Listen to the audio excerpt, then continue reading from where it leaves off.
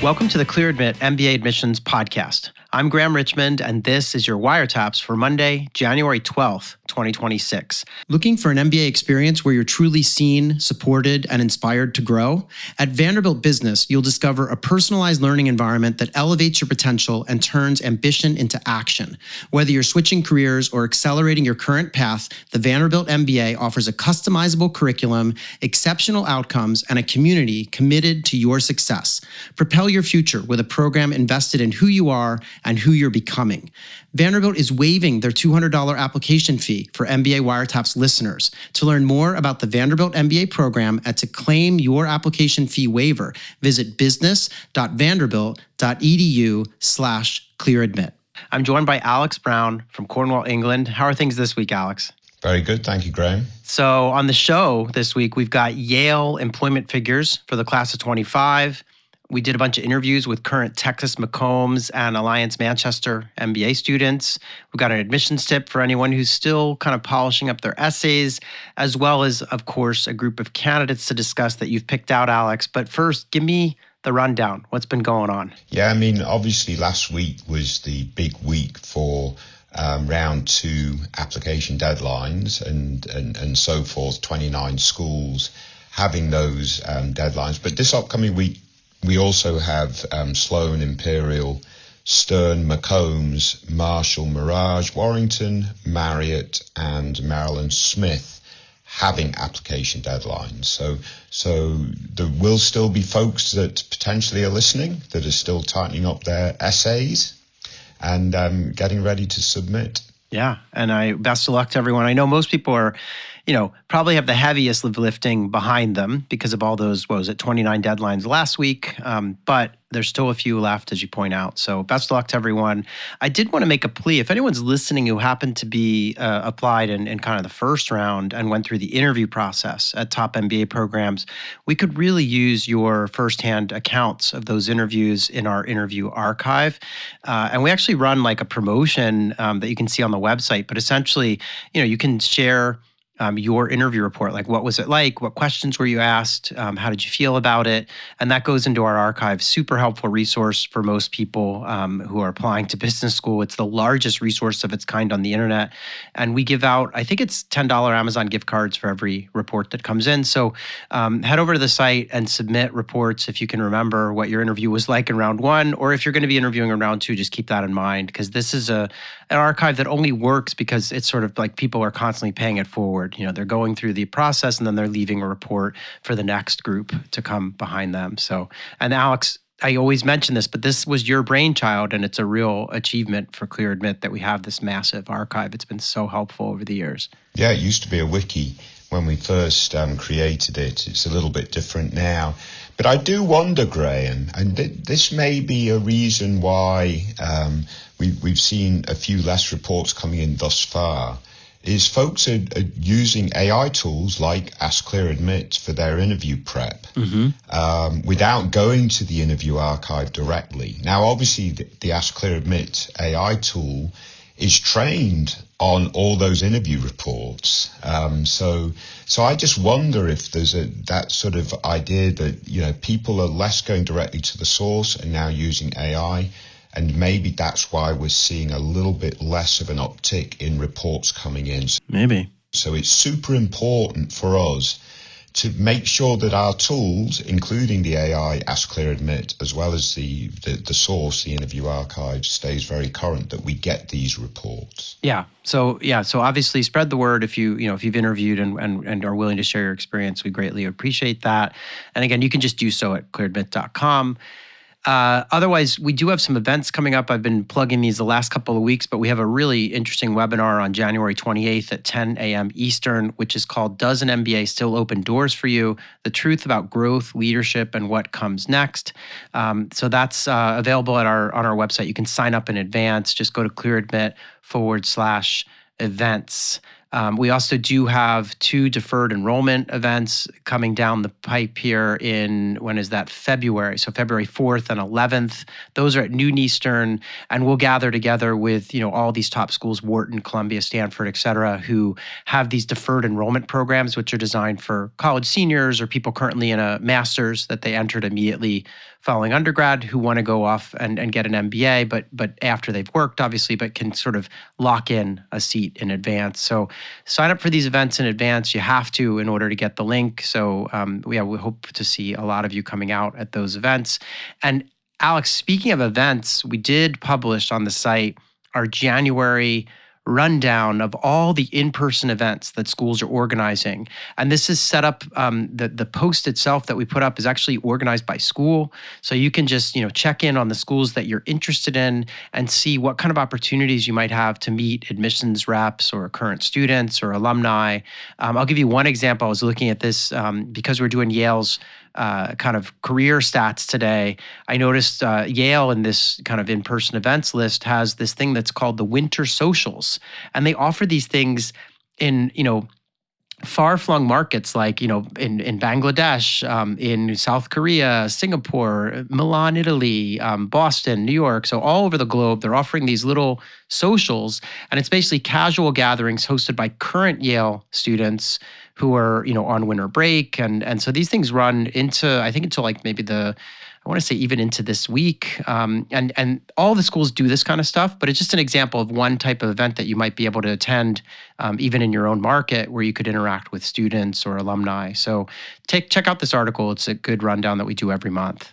No, very good. I assume it's not including admit events for admitted candidates. Is that correct? Right. This is all for prospective candidates. Yeah. For prospective candidates. Yeah. Because obviously a lot of these schools will be hosting admit events for round one admits. Yes. In January because they're trying to obviously, improve their yield, et cetera, et cetera. So if you're an admitted candidate, just make sure you're signed up for those school events too. Yeah.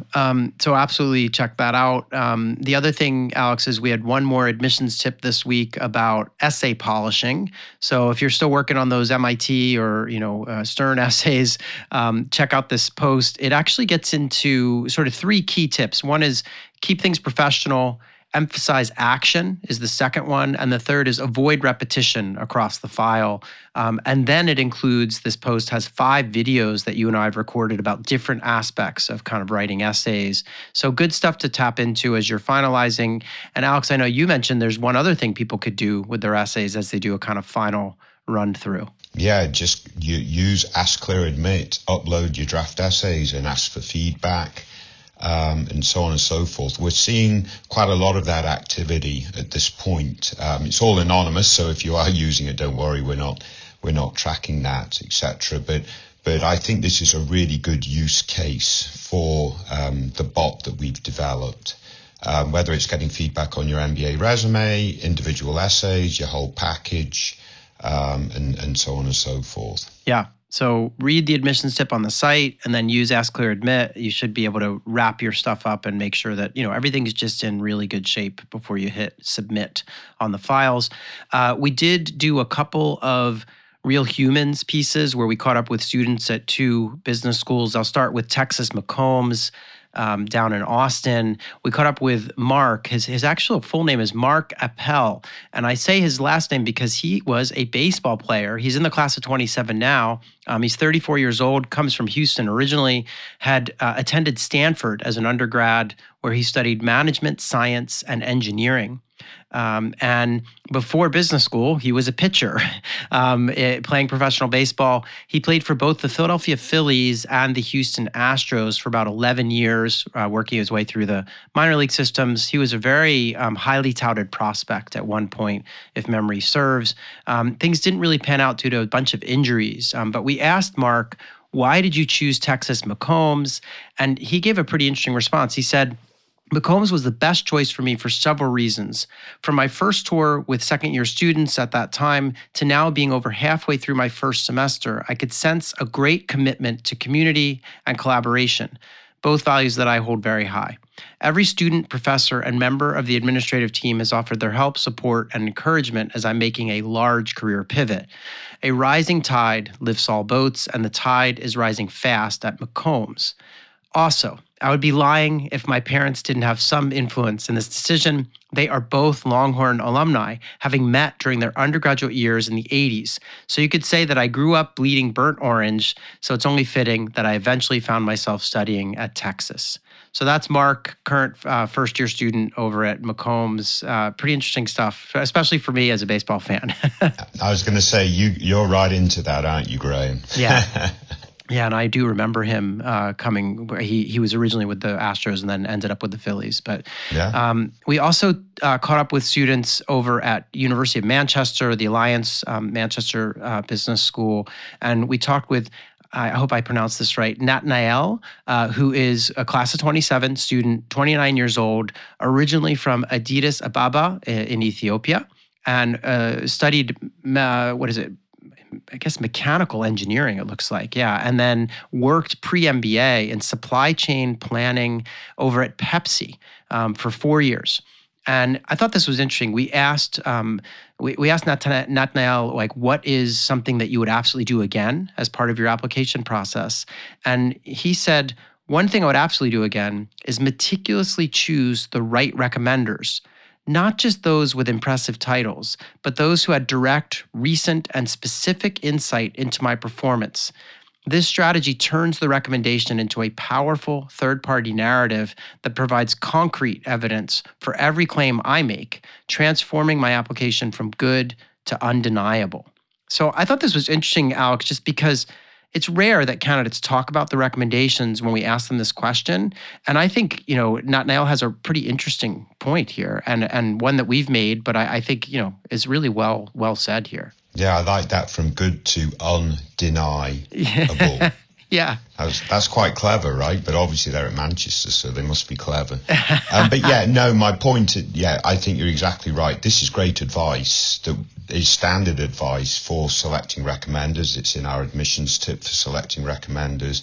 Don't be distracted by just trying to find the most famous person that you can, or the most accomplished person that you can in your organization. Find the folks that really understand your work product from a more supervisory capacity, and they will really help support your overall narrative if you do this correctly. So yeah, kudos, great bit of advice. Yeah, and I love the piece about providing concrete evidence for every claim I make. So that's what the recs can do. They can really support your narrative, especially if they know what you're talking about in your file, which we always advocate that you should make sure your recommenders know a lot about what you're saying. Even let them read your kind of career goal statement and all that stuff. So in any event, really good stuff to catch up. They're obviously at both McCombs and Manchester. I believe we caught up with 5 or 6 students, and these are just a couple of those students. So go read those pieces if you're interested in either of those programs. I had a lot of fun going through and picking some folks out. We also, as I mentioned at the top of the show, we finally got employment report from Yale SOM for the class of 25. These are all, I think the lion's share of these are now out in the field from all the top schools. So what I'll do, Alex, is I'll do what we always do. I'll give you the numbers for this year and last and highlight any differences and be curious to get your take. So with Yale, the class was 336 students, and that's 3 students smaller than last year. It was 339 last year. The percent seeking employment, 81.5%. That's down a little bit, 1.7% from last year. In terms of offers received, 82.1% of those seeking employment reported having an offer within 3 months of graduation. That's down 2.7% from last year. And 79.9% had reported accepting an offer within 3 months of graduation, and that's also down 1.3% from last year. The compensation moved in the other direction. It's now up to $175,000 as a median base salary. That's up $15,000 from $160,000 in the prior year. Median signing bonus is unchanged at $30,000. The industry placement, we'll start with consulting, 36.7%. That's actually up 4.8% over last year. Finance, 28.9%. that's up 2.7%. Tech jobs, 8.3%, down 1.3%. Healthcare, 5%, that's down 1% as well. Retail, 4.6%, essentially unchanged. So those were the main areas that Yale SOM grads were getting jobs in. In terms of the geography of it all, 53.3% of these Yale grads seeking employment landed in the Northeast. That's up 10.6% from last year. 16.1% went out to the West Coast. That's down 4.2%. 4.8% landed in the Mid-Atlantic. That number was 11.3% last year. So that's off over 6% as well. 6.2% went to the Midwest, 6.2% to the Southwest, and 5.7% to the South. Those numbers are not terribly different, although the South was lower. It was more like 2% last year, but the others were pretty steady. And about 8% took jobs overseas, it seems, if I'm just extrapolating from, adding these up and figuring out what the difference is. So Alex, what do you make of these figures from Yale SOM? Yeah, I mean, the numbers sound very reasonable, much in line with other top programs that we've covered. The mean salary of 175 is very, very good. It puts them quite close to the M7 group, which seems to be fluctuating between 175 and in the 180s. But Yale very close behind now with that bump in median salary, so that's very good. The drop-off in tech aligns or correlates with the drop-off in folks going to the West Coast, I imagine. But yeah. Other than that, these numbers look very, very decent, Graham, just as we've seen from our other programs, I think. One thing I want to highlight, again, overall, very impressive numbers. Some things are down a little bit, other things are up a bit, but, still doing well and consistent with other top schools. One thing that did jump out at me, and, I got to ask them, next time I hang out with Yale folks, is that Mid-Atlantic figure. I wonder, it was 11% of the class of 24, and it's only 4.8% in the class of 25. And I wondered, is something happening with respect to Yale grads who, have a reputation for working a little bit sometimes at the intersection of public and private? Maybe fewer Yale grads are heading to Trump's Washington, D.C. with his administration in play. Versus prior years. I don't know what's going on there, but that was one thing that sort of jumped to my mind. Yeah, that's quite an interesting observation, Graham. I thought you were going to say maybe they moved Philadelphia into the Northeast.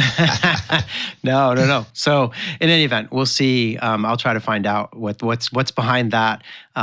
But yeah, so that's about it. In terms of things that I had, obviously, if people want to write to us, just write to info@clearadmit.com. Use the subject line Wire Taps. We'd love to hear your stories. Let us know what you do when you listen to the show, or if you have a question about your applications or anything at all, just drop us a line. But Alex, you've picked out some candidates. Should we talk about them? Let's kick on. All right, so this is Wire Taps candidate number 1. Our first candidate this week comes from an ApplyWire entry, and this person's applying to 4 schools. They have Columbia, Harvard, MIT, and Stanford on the list. Now, full disclosure, they applied to a set of different schools in the first round, and they already are holding in hand one offer at an M7 school, they didn't say which one, and a wait list at a different M7 school. So they've got those kind of wait list and an acceptance in hand, but they're going back out in round 2. They've been working at Big Four in consulting. They want to stay in consulting after business school. Their GMAT score is a 675. If you're keeping score at home and are curious as to what that actually means on the old scale for the test, that comes out to like a 720, 730. They had a 3.4 undergraduate GPA, 4 years of work experience to date, located in Washington, D.C. Alex, what do you make of this? I mean, it's interesting to have someone going back out into the pool with an offer from an M7 school, but here they are applying to a bunch of schools in round 2. So what do you think of this? Can you guess where they got the offers from? I'm going to say Kellogg and Chicago, but I'm not sure. It's either Kellogg, Chicago, or Wharton, right? I mean, right, there's only 7 left. M7s, and they've got 4 of them listed in round 2. So, let's just speculate that they've got an offer from Booth or Kellogg, and they're on the wait list, either one of those 2 or at Wharton. Yeah. I think they've done very well. Their stats don't absolutely pop off the page. And Big Four consulting, whilst very good, is not MBB, right? So it seems to me that their work experience itself, the actual projects that they've worked on, have really helped their application pop. And they referenced that actually in a follow-up comment, that they think their last promotion and their last project really helped them with their apps. So I imagine that the work experience that they've had specifically within Big Four has been very, very good. And so forth. So yeah, and they've got quite decent extra curriculars. Obviously they're a motorsports fan, but they're actually doing some other stuff like supporting their alumni and various other things, supporting their alma mater and so on and so forth. So I think this is a very good profile, but it does beg the question: how are they going to improve their applications for these M7 relative to what they were able to do in round one? So is there a bump up there in terms of maybe a more recent project that they can highlight and so forth? There is a learning curve to some extent in the admissions process, so the fluidity of their apps in the second round may benefit from that, and that in of itself could help elevate their overall profile. But I think if they're looking for an admit with scholarship to sort of challenge the admit without scholarship that they already have from an M7, that might be quite tricky. And if scholarship is fundamentally critical for them from an affordability standpoint, which it will be for several, many applicants, no doubt about that, then looking at, the next tier of programs might have been another strategy. And maybe they're doing that, they just didn't reveal it. So anyway, the point is they're applying in round two, Graham. They already have a great admit. So they have the confidence, I think, going into round two with applying to these schools. And let's hope there's some, they get to hear some good news. I'm just a little bit nervous more about the scholarship side of it. Yeah. And I mean, just as you said, I think, what a great way to go into round two. They already have an offer at a top school. So they have that locked up. So they're playing with house money. But I will say, when I look at the profile, I wasn't as blown away by the outside activities. It seems like they're a little bit involved with where they went to undergrad. They advise a family business startup, and but I wasn't. I mean, it's hard to know. Right. There's not enough there, and I was wondering if Big Four consulting, somewhat average numbers, extracurriculars not jumping off the page necessarily, and so I was thinking, yeah, same as you. I don't know that they'll get into all these schools they apply to in round two, nor do I think they'll get much in the way of scholarship.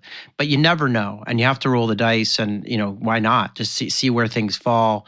But yeah, I'm hoping that they get some additional offers and can weigh it all. But it's an interesting scenario, and I do think they're probably in at one of the Chicago schools if I had to guess. So which is not a bad place to land at all. No, it's brilliant. Yeah. So in any event, I want to thank them for sharing their profile. It's really unique to talk about someone who's kind of going into round two, who's already got something in hand. It's a good strategy, and it can only pay dividends. So we'll see how it goes. Let's move on and talk about Wiretaps candidate number 2.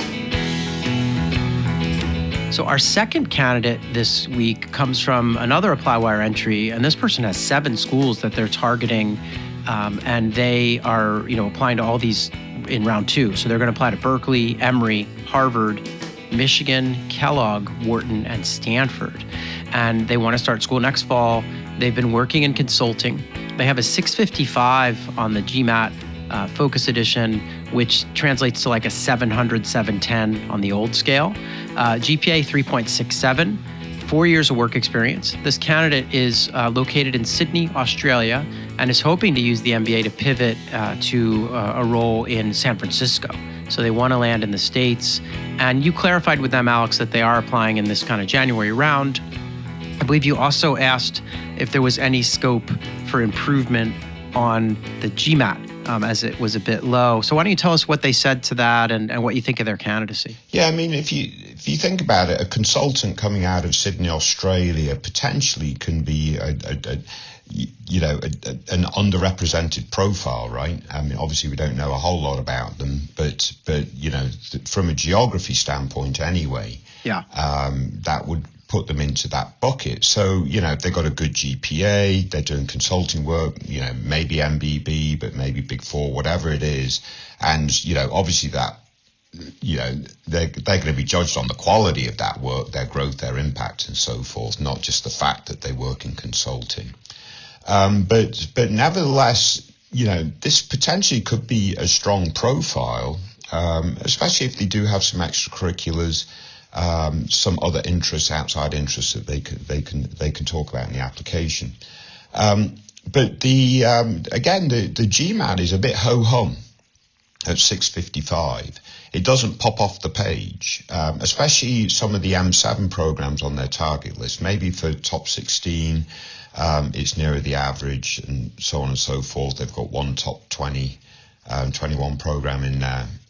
So for those programs, it might be perfectly fine. But I did ask them about potential scope for improvement, but they've taken the GMAT 4 times, Graham. So when you've had that commitment and so on and so forth to retake and do it 4 times, I think enough is enough. I agree with the candidate. Time to move on, and hopefully other elements of their overall profile really do help them stand out.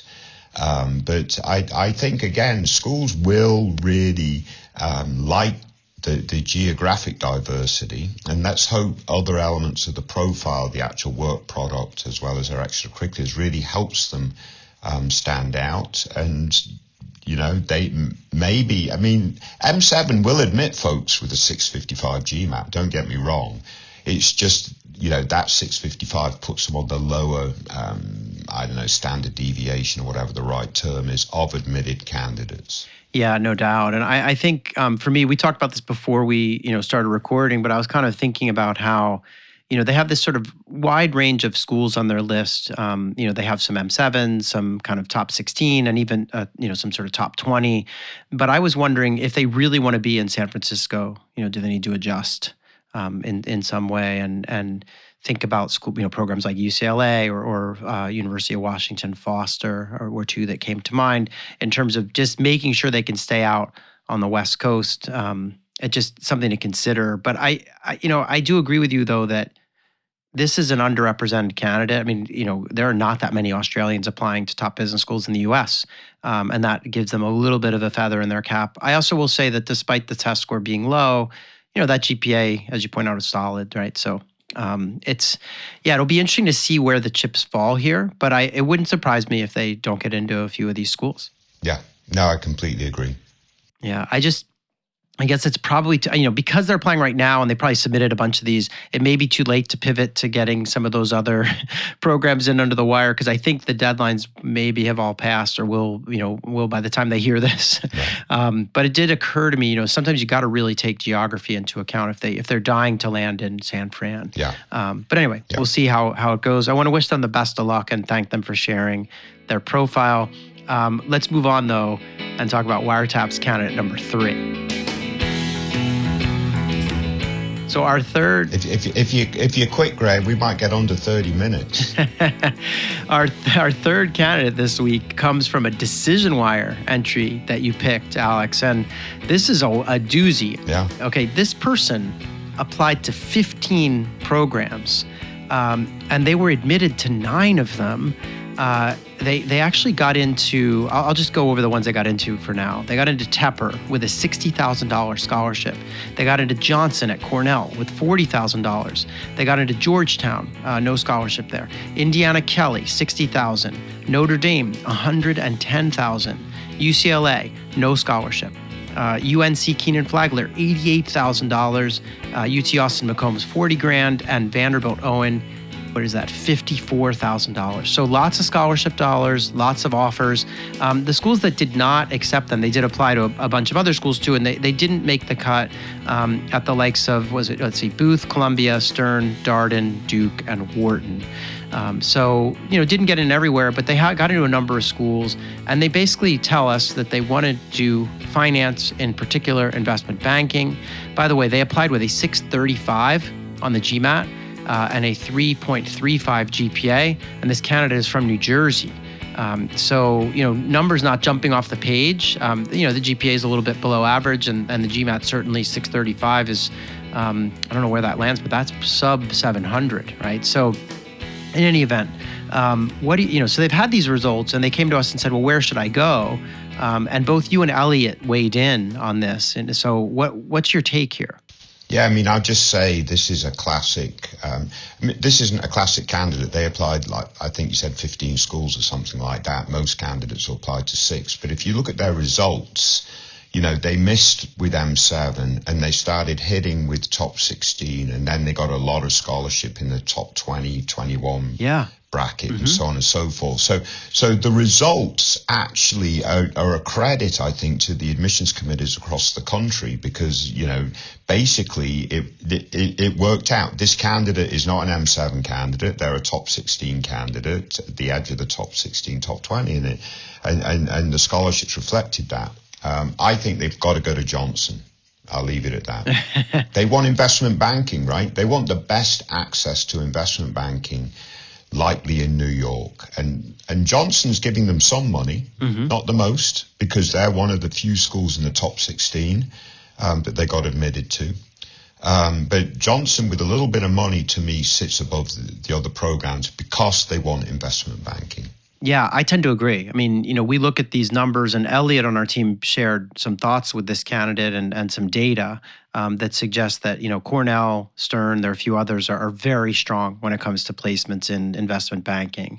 And as you point out, Cornell's giving them like $40,000, which, it's not the $110,000 from Notre Dame, but it's certainly a nice scholarship and a top school, right? So I think that makes sense. I will say that, it's impressive to me just because I was looking it up. 635 on the GMAT Focus is about a 680, 690 on the original GMAT exam. And, we know that's well below the average. So this person did pretty well and with some nice scholarship, considering the numbers are a bit low. Yeah. And so they should be really pleased with this outcome. And I think Cornell makes a lot of sense in this case. And I don't know, it's tricky beyond that. I was mentioning to you before we came on air that maybe Kenan Fl would be a good option, giving them $88,000, has a pretty good track record in that finance concentration that they offer. But this is an interesting thing. And I will say, it's rare to see someone apply to 15 schools. I'm just really impressed because it takes a ton of work. And I hope they got their recommenders a nice bottle of something to thank them, because that's a lot of work in any event. No, brilliant. Yeah. Great results, though, I think. And Johnson, just to me, really does stand out. Yeah, absolutely. All right. So, Alex, as I mentioned to you before we started recording, I'm going to be heading out on the road across the U.S. to attend a GMAC leadership conference and some other stuff. But we'll figure out a way to get it in an episode next week for everybody too. So look forward to it. And thanks again for picking out these candidates. Very good. Stay safe, everyone. Take care.